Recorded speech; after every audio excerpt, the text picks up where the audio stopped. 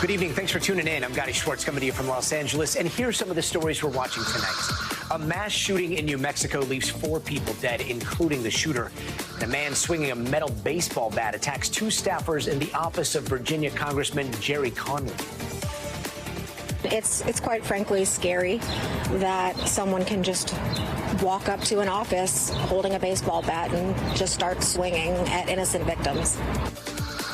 Now that Title 42 is gone, what's happening to migrants still making their way into this country? U.S. officials say the answer is tougher consequences, including a minimum 5-year bar on reentry and the potential to be criminally prosecuted if they try again. And would you ride a robot bus? We're going to take you to Scotland for what's being called the world's first autonomous bus service. But then, I don't know, I've seen the movies.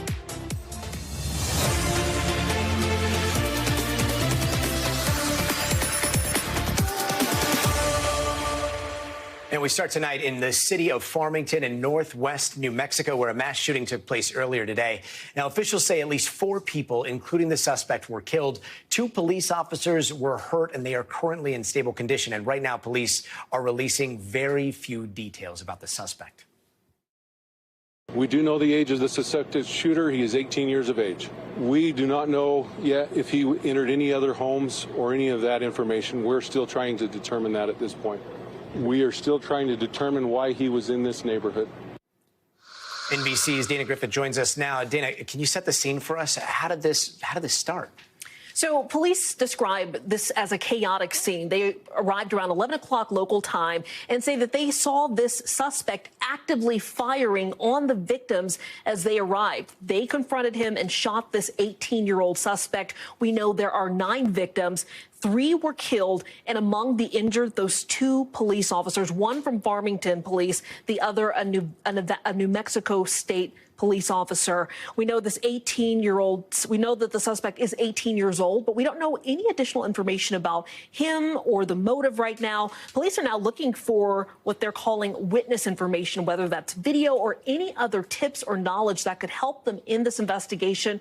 We also heard that there may be a TikTok video showing one of the murders. Police say that they are trying to confirm the validity of that video. Oh, my gosh. And when it comes to the victims, 9 victims, it's so many victims. Do we know anything else about who may have been killed or who may be in the hospital right now? So police were asked about that. They are not releasing the identities or the ages of the victims at this time. We just know the suspect is 18 years old. They're trying to determine why he was in this neighborhood, and that's why they're looking for that additional information. So it's kind of a mystery, but even the governor, put out a statement. She said that she was grateful for the police response. She's also praying for the victims. And she also wrote that this serves as yet another reminder of how gun violence destroys lives in our states, in our country every single day. So obviously just a very difficult situation for this community that is now having to deal with yet another mass shooting in this country. Another heartbreaking shooting. Dana, thanks so much. Thank you. And it's been 4 days since Title 42 was lifted, that COVID-era immigration policy that allowed border agents to turn people away, citing health concerns. And federal and local officials had predicted a surge of migrants right after it ended. But so far, it looks like that surge came right before, not right after. Border numbers have been dropping since the policy was lifted, going from nearly 10,000 apprehensions on Thursday, the last day with Title 42 in place, to roughly around 6,000 the very next day, to down to 4,000 on Sunday. Some migrants in El Paso, Texas, say the reason behind that is because they had been hearing and seeing rumors online telling them that the time to cross was before Title 42 ended. NBC's George Solis has more. And Gadi, it's important to remember that behind the numbers are real people, migrants who have made the journey, the perilous journey, to try and get into this country. Some of those migrants right here in El Paso, many of them sleeping on the sidewalks, mainly men, as women and children have been staying here at Sacred Heart Church. One grandmother in particular sharing her heartbreaking story of going through unspeakable horror along the way. She gets to the point of entry and then finds out she has to be separated from her 4-year-old grandson. So he is in a detention center here in El Paso. The grandmother and grandfather here sleeping on the streets because they said they just didn't feel comfortable going to one of the shelters. And so they had to make a choice whether to stay here or try and get to Dallas, establish some kind of home life, and then hopefully await for that reunification. Take a listen to the heartbreaking story they told me. Bueno, en realidad no hemos tenido alternativa, porque los refugios están llenos y los que están aceptados son mujeres con niños. Nosotros en este momento, nuestros nietos no lo tenemos y nos tocó, pues, nos agarró la noche y nos tocó quedarnos aquí afuera de la Franklin tells me that this is really the only option that they had. A lot of the shelters only accepting women and children at the time, so this is really more of a situation of circumstance. They have a 4-year-old grandson that is not with them. He is being processed right now. They have the option to leave, but they say they cannot leave their grandson behind. And we actually have an update. I spoke with Franklin and Evelyn, who you just heard from there. They said that unfortunately they are going to have to make the choice to go to Dallas and hopefully await a reunification with their 4-year-old grandson. Again, one of the many heartbreaking stories that we've heard here. Many of these migrants now trying to understand the new rules for entry, really the old rules now new again, including trying to navigate that CPB1 app to try and enter this country legally through one of those port of entries, because many of them know that if they are caught trying to enter illegally now, they risk a 5-year ban from trying to seek asylum. Really, many of these migrants telling us they feel they are stuck between policy and politics. Gotti?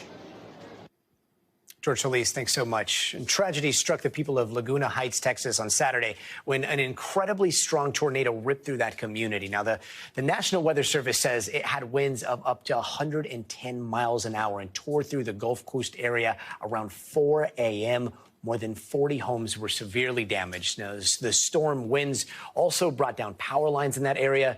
Police are reporting that at least one person died so far, 42-year-old Roberto Flores.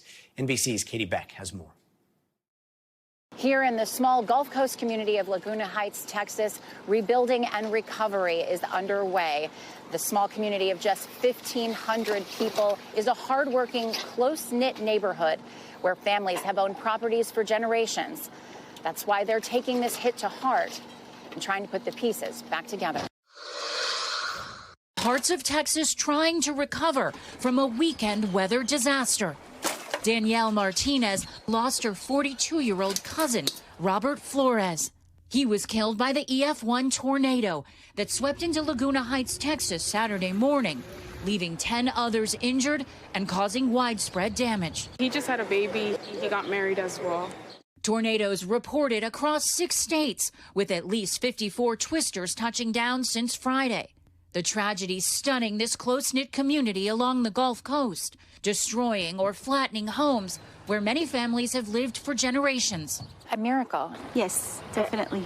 Noelia Santiago packed up her 81-year-old mother before the severe weather Friday night, narrowly escaping her home, which was seriously damaged. We're grateful that we did, because the house and the framework looks pretty good on the outside, but inside, I don't know if she would have been able to handle it at her age.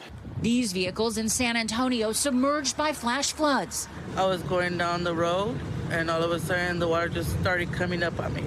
Dozens of people needed to be rescued from their cars. This driver rescued just in time by firefighters. Back in Laguna Heights, the hard work to rebuild now just beginning. Keep getting together, build yourself up. Don't worry about the past, just get together. Worry about what you have right now. The National Weather Service says 38 families have been displaced by the tornado. They say the Red Cross and the Salvation Army will be helping them find temporary housing until they can find something permanent. Back to you. And the severe weather isn't over just yet. We are expecting some strong storms and high winds throughout the country. NBC News meteorologist Bill Cairns joins us now. Bill, what are you keeping an eye on right now?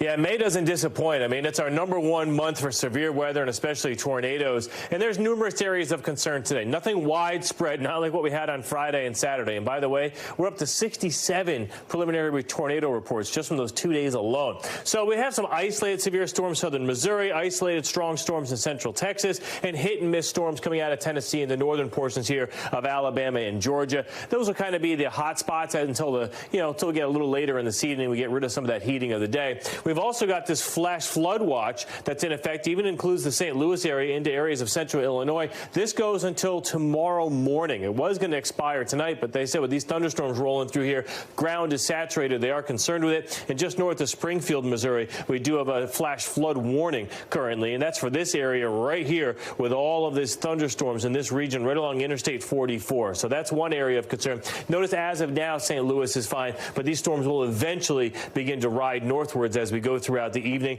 We did have a tornado warning north of Poplar Bluff, but no report of a tornado with that, Gadi, earlier tonight. So far, so good for today. And the rest of the week, are we looking at any possible tornadoes?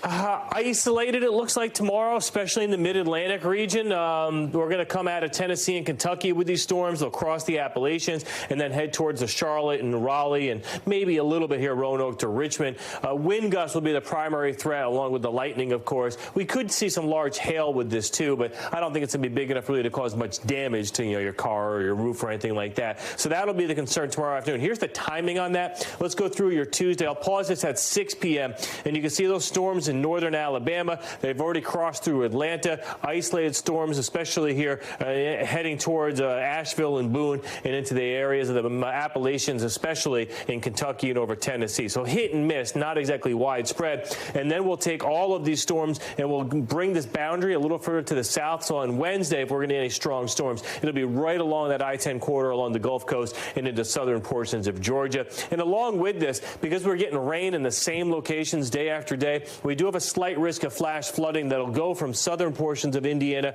right through the heart of Kentucky and into the Appalachians. And anytime we get thunderstorms in the mountainous areas, we always worry a little extra with those because those have a history, a recent history of some horrific flash floods. Rainfall totals show highest through Kentucky. That's the area we were just talking about. And then if we get some of those hit and miss storms in Virginia, that's also where we could see some of the storms. So I don't think we're going to be talking tomorrow night about anything that's horrifically bad, but isolated in spots will be the concern.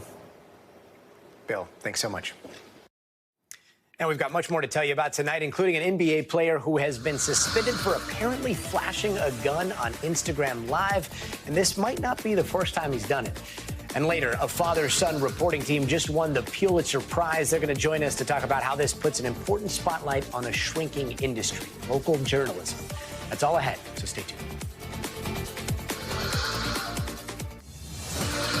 And here are some of the other headlines we're watching tonight. The Supreme Court has ruled that an Alabama death row inmate who is convicted of murder can be executed by the method he prefers. Kenneth Smith did not want to be executed by lethal injection because of the pain it would cause, and instead wanted to die by a lethal dose of gas. And today, the Supreme Court agreed with his lawyers and allowed him to be executed by gas, since it was already an approved method of execution in the state of Alabama. And Rudy Giuliani is being sued for at least $10 million by a former aide. And Noelle Dunphy alleges that Giuliani began sexually abusing her in 2019 until she was fired in 2021. Giuliani's lawyers say the former New York City mayor denies those allegations. And the Philadelphia Inquirer was hit by an apparent cyber attack over the weekend. It shut down their offices and kept the paper from printing its Sunday edition.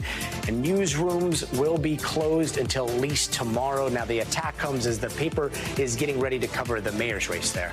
And U.S. auto regulators are demanding a manufacturer recall about 70 million airbag inflators. Regulators say that they've been linked to exploding incidents, but the manufacturer, a Tennessee company, is refusing to do so, claiming that regulators have overstepped their authority. General Motors has already issued a voluntary recall of 1 million vehicles equipped with these airbags. And get this, 2 people were arrested in South Carolina after police say 1,500 grams of cocaine fell out of a woman's fake pregnant belly. It happened during a routine traffic stop. Now, that arrest happened in April, but the sheriff's department announced it yesterday on Mother's Day. And President Biden is preparing to meet with congressional leaders tomorrow for their second round of talks over raising the debt limit and avoiding a default. Now, today, the president told reporters that essentially he feels good about things. House Speaker Kevin McCarthy, on the other hand, says the two sides remain far apart. NBC's Sahil Kapoor has the latest. Gadi, a new letter by Treasury Secretary Janet Yellen affirms that June 1st is the date, the crucial deadline for Congress to act or risk a first-ever default on America's debt. It would be the first time that ever happened in the country's history, and Treasury warns of catastrophic economic consequences if Congress cannot pass a bill in time. Now, this comes one day before a meeting between President Biden and Speaker McCarthy, as well as other congressional leaders expected to attend, to try to break this logjam that has persisted for months, where House Republicans are demanding spending cuts as a condition for raising the debt limit to avert debt default, whereas Democrats, who control the Senate, as well as President Biden, say it's non-negotiable to pay the country's bills and it must be done cleanly. How they break that logjam remains highly unclear, but there has been talk at the staff level of pairing a debt limit increase with budget negotiations for the government funding measure later this fall, which is something that Democrats have always said they want to negotiate on. Speaker McCarthy telling NBC News earlier today that the two sides are still far apart. It is not clear what the path is to a resolution, while Senate Majority Leader Chuck Schumer insisting that Republicans back off their threat of default and raise the debt limit cleanly before budget negotiations happen. This is a big, big test for President Biden as well. Can he break this logjam? Can he rely on some of his old relationships with Republican leaders to try to figure out a way forward? Or does this stalemate persist? So only 2.5 weeks to go before the June 1st deadline, where Janet Yellen warns the U.S. could default on the debt if Congress doesn't pass a law. Gadi? And more scandal for the Memphis Grizzlies star Ja Morant. He has been suspended for this social media video. It happens super quick in this video, but it looks like he's flashing what appears to be a gun there. In a statement, the Grizzlies said he is currently suspended from all team activities pending league review. Now, keep in mind, this could be the second time in less than 3 months that he was suspended for flashing a gun on video. The last time, he told ESPN that he takes full responsibility for his actions and was committed to showing his fans who he really is. Now, joining us now is NBC News correspondent Valerie Castro. Valerie, if you watch the first video from March, it looks like he pulls a gun at a strip club in Colorado. What did the NBA do the last time, and how could this time be different? Hey there, Gotti. So the last time this happened, the league issued an 8-game suspension that was reportedly worth more than $600,000 of his salary. Today, I spoke to the managing editor for NBC Sports, Kurt Heelan. He believes that this time it could be a double-digit game suspension. There's also the possibility of fines. Right now, he is signed to a 5-year deal that starts next season. That's worth nearly $200 million. So we'll have to see what the league decides. So far, they have not issued any statement on what they plan to do after this latest incident. And Val, it looks like in this latest video, he's driving around in a car with his friend when he pulls out that gun. Is that illegal in that state? So it doesn't appear to be. In Tennessee is an open carry state, so you can openly carry a firearm without needing a permit. So this will likely not be a legal issue for Morant. This is going to end up being an image issue when it comes to his career with the NBA. Gotti? Valerie Castro, thanks so much. In America, childbirth is dangerous for black women. In fact, black women are 3 times more likely to die from pregnancy-related causes than white women. And a nonprofit group is working to change those rates by helping connect black mothers-to-be to doulas free of charge. NBC News correspondent Zikle Ezamua takes a look. Kanaya King's first pregnancy in 2021 was traumatic. Good job. Everything that could go wrong went wrong. She went into labor early at just 24 weeks and had a serious infection. You know, doctors kind of use the big words thinking you would know, but I didn't. It was my first time. But the St. Louis native had support from a doula, Robin Lloyd. Miss Robin would literally stop them like, hey, stop, let me talk to her. And she would tell me exactly what it meant. Birthing doulas are trained non-clinical professionals who support clients through pregnancy, labor, delivery, and postpartum. We all are going through the same thing. The doulas offer one-on-one education. No question is a dumb question. And group courses for expectant and new moms. Kanaya credits Robin for helping her get through it all. What are you feeling? I'm very grateful for her. I'm very grateful for her, because if she wasn't there, I don't know what would have happened. Do you think you would be here and your kids would be here if you hadn't had a doula? Not at all, no. The American College of Obstetricians and Gynecologists finding doulas improved outcomes for women in labor. They're especially critical for black women, who are 3 times more likely to die from a pregnancy-related cause than white women. You're so cute. Kanaya's doula, Robin, works with the nonprofit Parents as Teachers, motivated by her own life-threatening delivery. The nonprofit receives state funding, making it possible to provide doula services to families cost-free. Of the nearly 320 families they serve, many unhoused, 95% are people of color, and all of their doulas are Black women. Why is it particularly important for women of color and Black women to have access to them? Well, I think access is the key. So we wanted to make sure that we had Black doulas serving those families that resemble them. Now, Kanaya is expecting a baby boy in just a few weeks, with Robin by her side. I'm going to be there. Yes. You know, you're going to have that support and not to worry. Zenkle Esamoa, thanks so much. Do you ever feel like you're being asked to tip in places where you least expect it? Well, that actually has a name. It's called tip creeping, and NBC News correspondent Emily Akeda explains what's behind it. A growing number of shoppers are reaching their tipping point.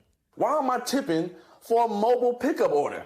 Some companies have been implementing a tipping option at self-checkout lines, even when the customer has minimal to no interaction with an employee. Have you noticed more prompts to tip? Absolutely. I see it everywhere. It has gotten a little crazy. I was recently asked by a computer for a tip where there were no people involved in the transaction.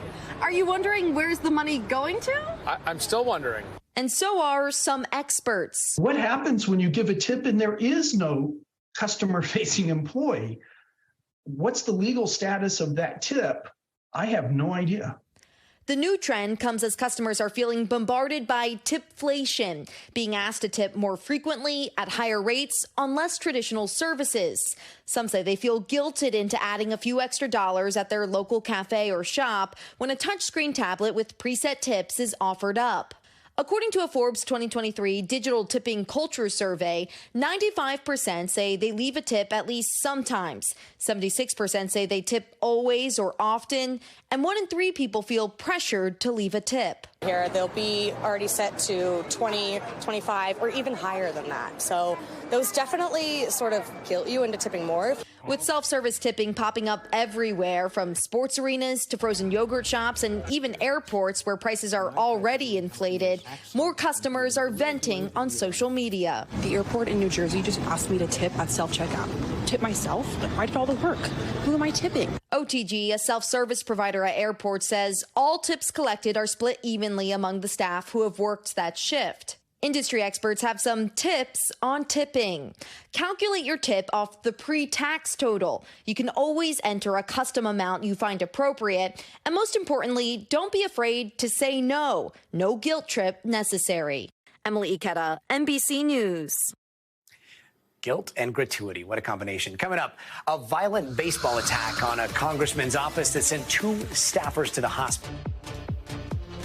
And welcome back. Let's get you caught up in 30 seconds. Police continue to investigate a mass shooting in New Mexico that killed 4 people, including the shooter. It happened this morning in the town of Farmington, which is about 200 miles outside of Santa Fe. And with Title 42 ending, officials have yet to see the surge of migrants coming across the border that they expected. In fact, migrant crossings have dropped since Title 42 was lifted on Thursday night. And a deadly tornado ripped through parts of Texas over the weekend, killing at least 1 person.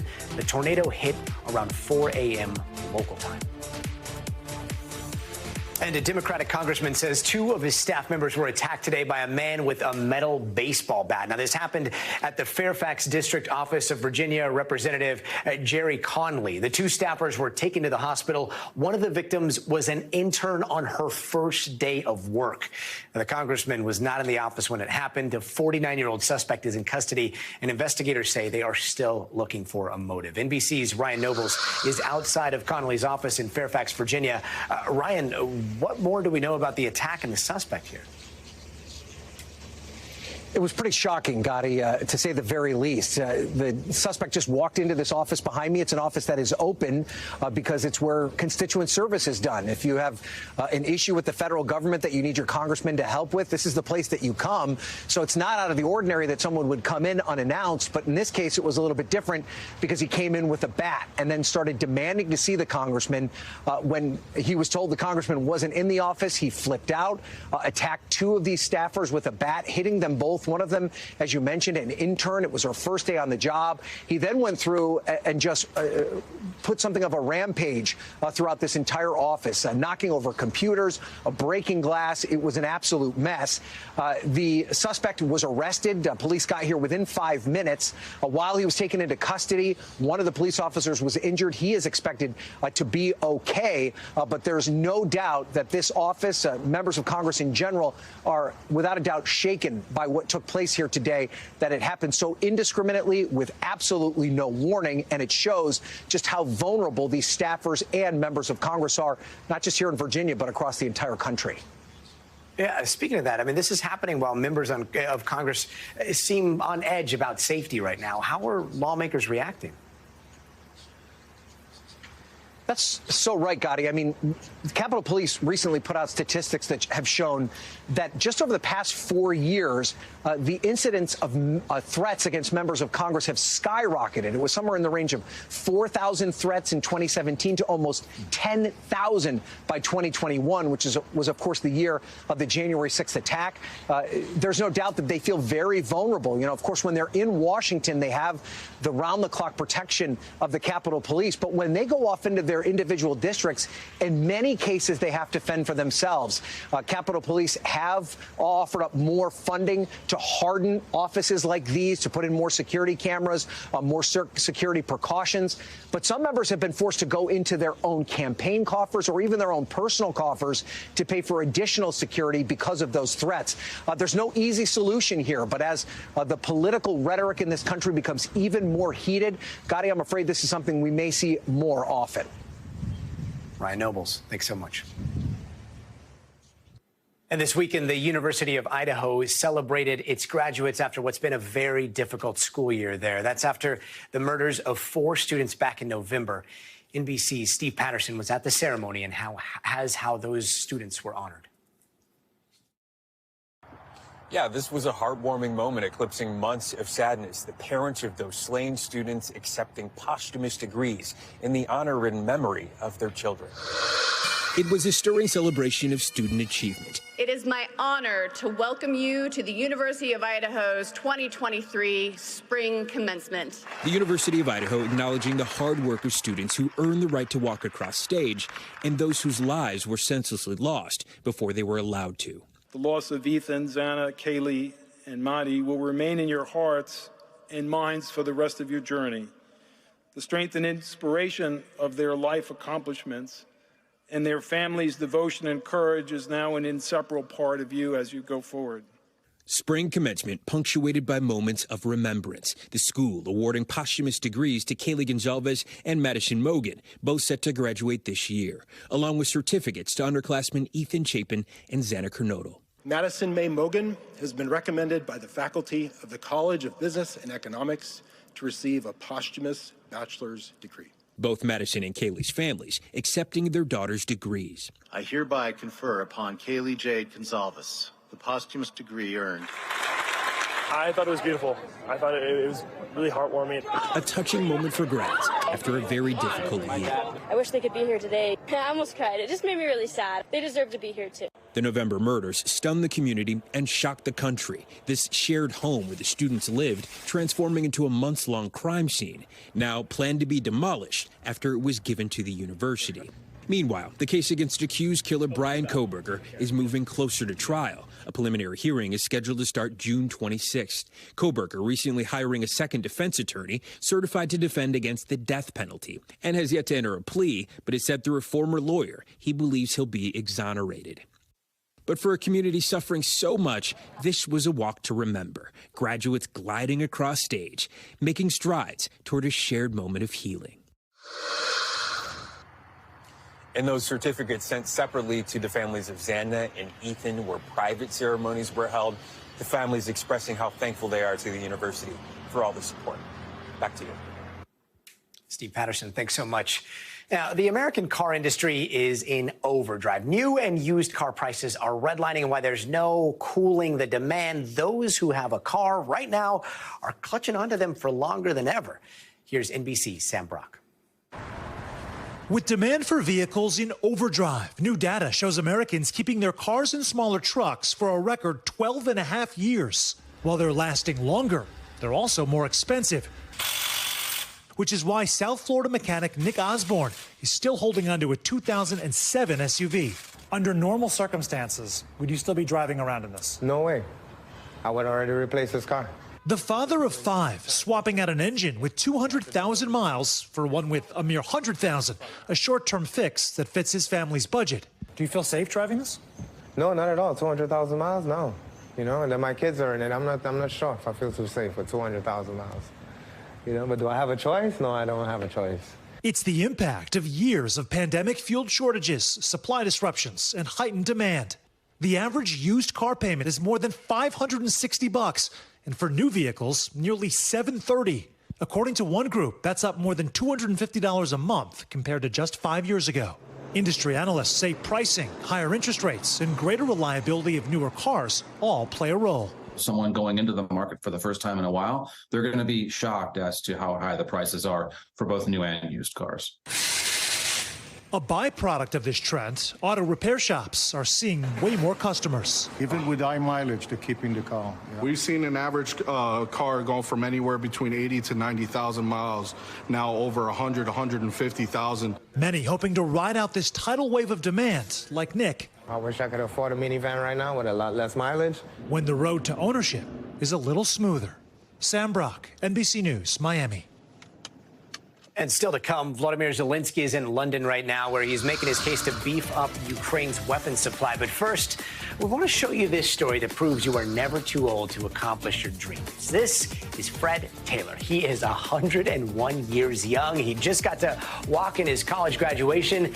Taylor left school in Iowa to fly fighter planes in World War II. And 80 years later, he has this nugget of advice. Get into the career that you really like and do your best and stick with it and be kind to other people. Be kind to other people, a message we can all take with us tonight. We're going to be right back. Now let's check what's happening around the world in 80 seconds. Turkey's big presidential election was Sunday, and the winner is no one, at least not yet. Neither candidate got a 50% majority, so a presidential runoff is scheduled in 2 weeks. Turkey's current president has led the country first as prime minister, then as president for some 20 years. And voters in Thailand headed to the ballot box on Sunday as well. They overwhelmingly supported change. The Thai voted in favor of 2 opposition parties that promised to diminish the power of both the military and the monarchy. It's being called a blow for the current prime minister who took power after a coup in 2014. And in China, a 78-year-old American was sentenced to life in prison today. John Xingwang Liu was a permanent resident in Hong Kong. He was found guilty of espionage, but the Chinese court gave no further details of the allegations against him. Now, earlier today, the U.S. State Department declined to comment on the case, citing privacy concerns. And Europe seems to be taking a more central role in putting arms in the hands of Ukrainians.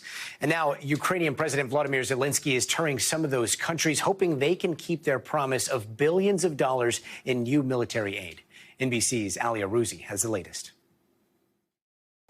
It's been a hectic few days of shuttle diplomacy across Europe for President Zelensky, where he's met with the Pope, the leaders of Italy, Germany and France, all in an effort to secure some much-needed military and financial aid before an anticipated counteroffensive by Ukraine against Russian forces. And it seems to have been mostly successful. He tweeted that with each visit, Ukraine's defense and offensive capabilities are expanding, the ties with Europe are getting stronger, and the pressure on Russia is growing. His Italian host promised full military and financial backing. In Germany, where he met Chancellor Schwartz, a day after Germany announced $2.7 billion worth of weapons, and in Paris, President Macron promised that France will train and equip several Ukrainian battalions and provide them with tens of armoured vehicles and light tanks. And on the last leg of his tour here in the UK, Prime Minister Rishi Sunak pledged hundreds of air defence missiles and long-range attack drones for Ukraine. The UK has also previously confirmed supplying Ukraine with Storm Shadow long-range missiles. But what President Zelensky has long been after are fixed-wing fighter jets. Mr. Zelensky said he discussed the supply of Western fighter jets with Mr. Sunak, reiterating that the new jets were a very important topic for Ukraine because he says they can't control the sky without them. Speaking after the discussion finished, Zelensky said he was very positive about creating a jets coalition and that a decision will come quickly. But Sunak said it would not be a straightforward thing to build up that kind of combat capability. Ali Arouzi, thanks so much. Now to the investigation into whether the FBI mishandled its probe of the 2016 Trump campaign in Russia.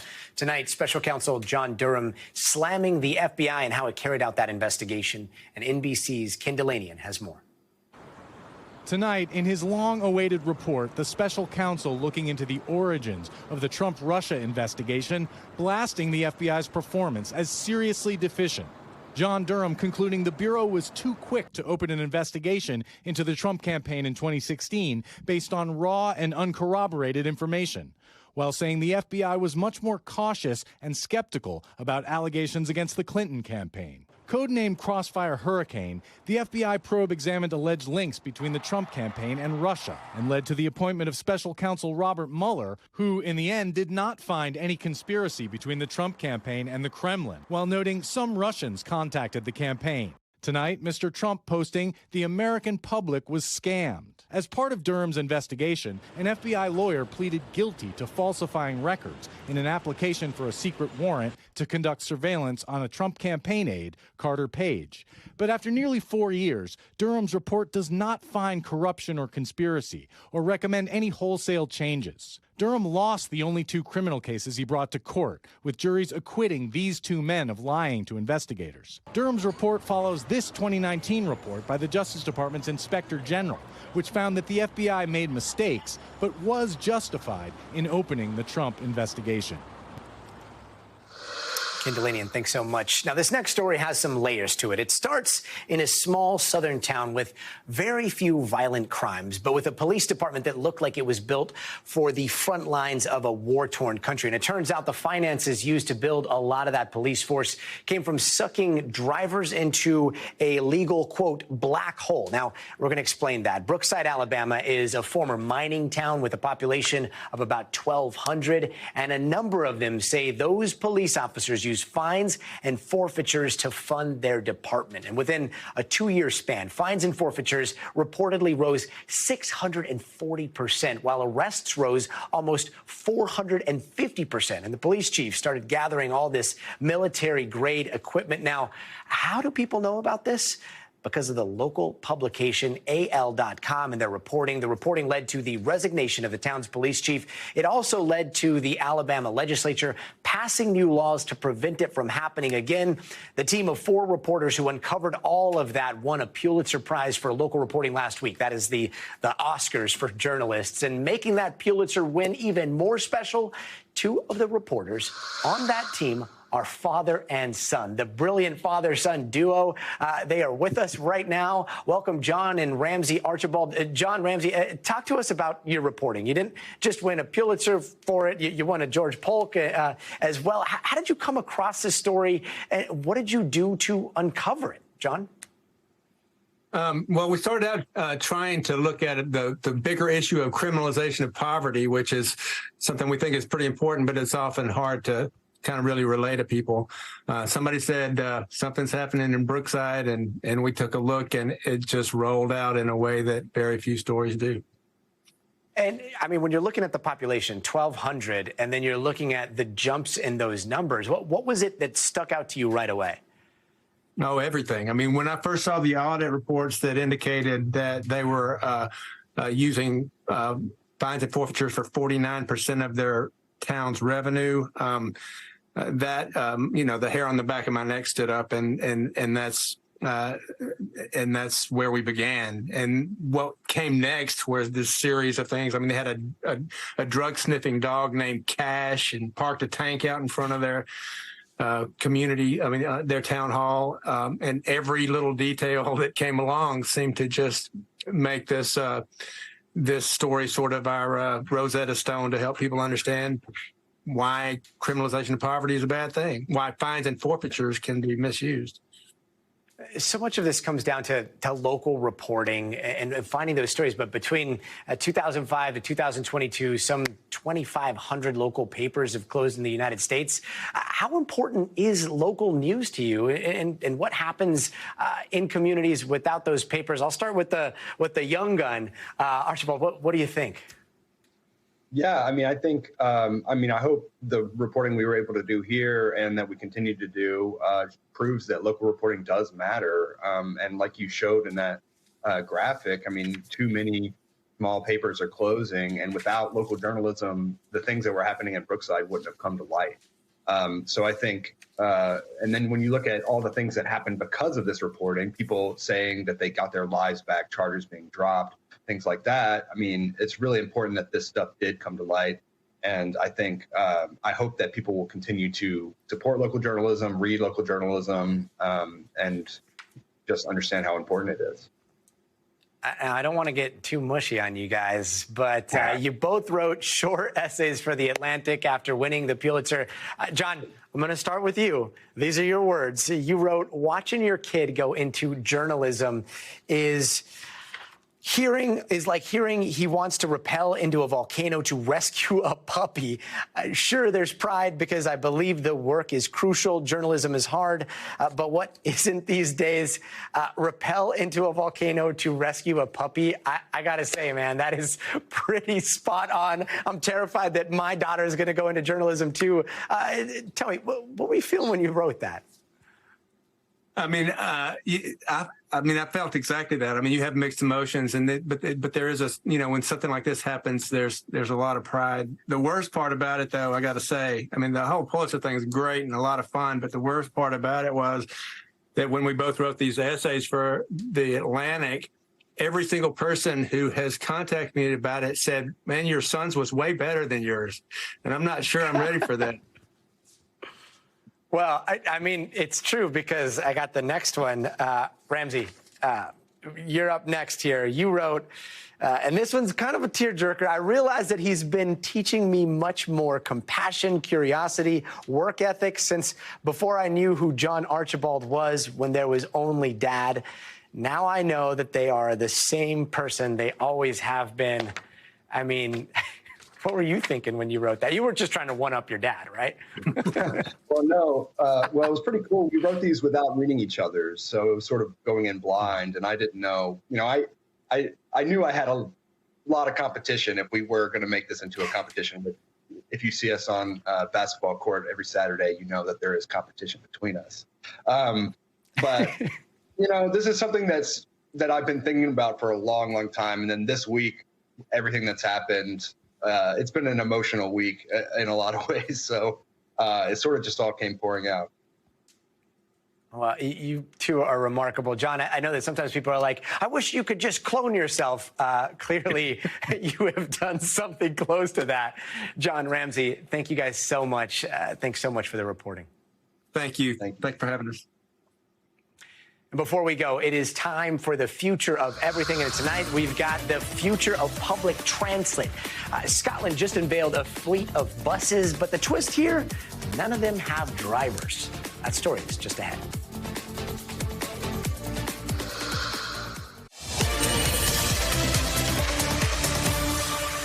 It's Monday, and that means we've got a bunch of headlines to catch up on when it comes to the future of everything. And up first, 16 airports across the country are testing out facial recognition in security lines. A TSA says for now it's just a pilot, but the idea is that a machine scans your face and checks your ID, and a TSA officer then signs off on the screening. And say goodbye to AM radio. The Washington Post is reporting that car makers like BMW, Volkswagen, Mazda, and Tesla are all removing AM radios from new electric cars. And the reason, because electric engines can interfere with the sound of AM stations. And Vice Media is filing for bankruptcy to help pave the way for an upcoming sale. That move caps years of financial difficulties for the media company, which was once valued at nearly $6 billion. Meanwhile, over in Scotland, a community is experimenting with driverless buses, and it looks like this could be a first route of its kind and maybe even the future of public transportation. NBC's Matt Bradley has this story. Yeah, Gadi, so these aren't the first autonomous vehicles on the road anywhere in the world, but the reason why folks here in Scotland are calling this a world first is because these buses are thought to be the first regularly scheduled buses carrying real passengers on a real route. And that's why they're hoping that this is going to be the future of public transport. The wheels on this bus go round and round like any other, but the steering wheel seems to have a mind of its own. This bus has declared its autonomy, and today it enters into service. Is this the first in the world? So we believe it's the most advanced in the world. There have been other autonomous buses, but we believe this is the first registered timetable service where we're making a commitment to passengers that we're going to be there on time delivering a public service. 5 of these buses will patrol a 14-mile route across Edinburgh's Forth Road Bridge. A bus every 30 minutes, reaching speeds of up to 50 miles an hour, serving as many as 10,000 passengers per week.